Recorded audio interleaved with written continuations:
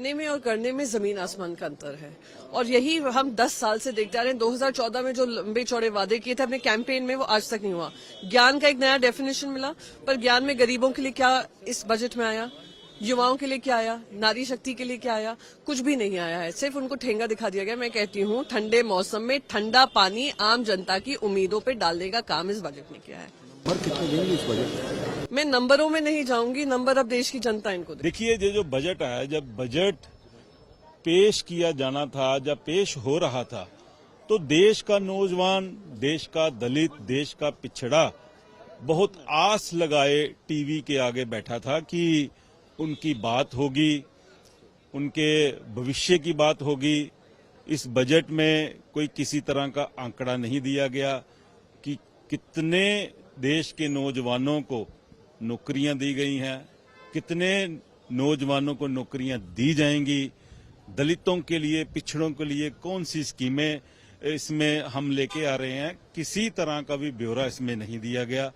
और किसानों की अगर मैं बात करूं तो मुझे ये लगता है इसमें आंकड़े भी गलत पेश किए गए हैं, क्योंकि मैं पंजाब से हूं। पंजाब में ही कम से कम 17 लाख किसान ऐसे हैं जिनको पीएम सम्मान योजना का लाभ है, उनसे वंचित कर दिया गया। अगर पंजाब में ये हालात हैं तो सारे देश में क्या हालात होंगे। तो मैं समझता हूं कि आज हमारे देश के लोगों का, युवाओं का,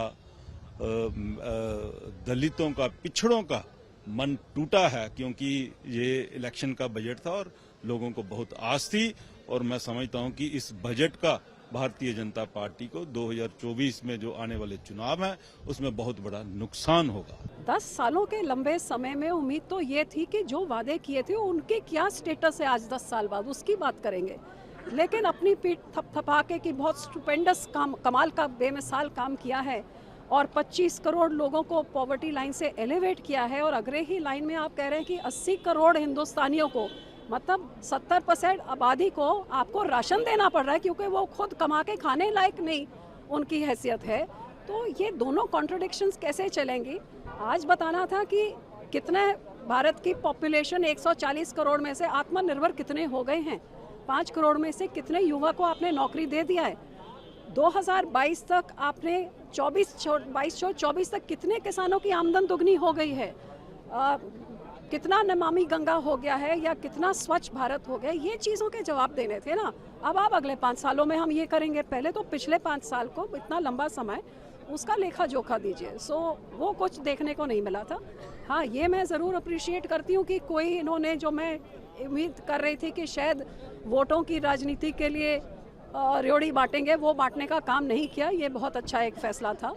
लेकिन इसकी दुख ज़रूर है कि कहीं ना कहीं जो ज़मीनी हकीकत, आज के 60% हमारी आबादी गांव में रहती है। अब गांव की महिला हो, गांव का युवा हो, अन्नदाता हो, उनके जो हकीकत में हालात हैं और जो यहाँ पे बोला जाता है, वो एक ज़मीन आसमान का फ़र्क है, कट ऑफ फ्रॉम रियलिटी कहीं ना कहीं।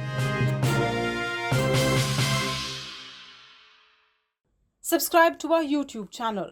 Don't forget to like our videos and hit the bell icon to stay updated with the latest.